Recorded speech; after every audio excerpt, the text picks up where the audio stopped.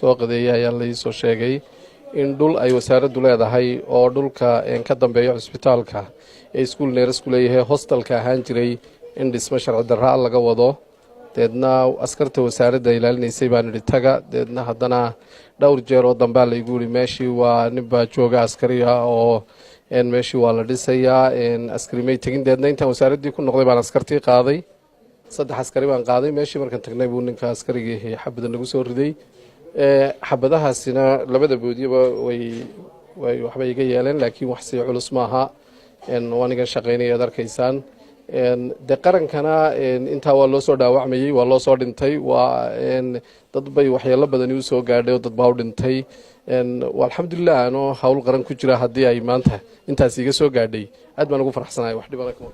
meeshu waa dhul ay wasaaradda horumarinta caafimaadku leedahay waa meeshii uu lahaan jiray iskuul neerasku hostelka ay ka dhisnayd ee ay geli jireen ardayda iskuul neerasku ay geli jireen waxa weeyaan dhul bannaan oo deer ku wareegsan yahay oo hantida wasaaradda caafimaadka ka tirsan wasaaradda caafimaadku leedahay bishii 3aad ayaan warqad u qornay booliska iyo arrimaha gudaha iyo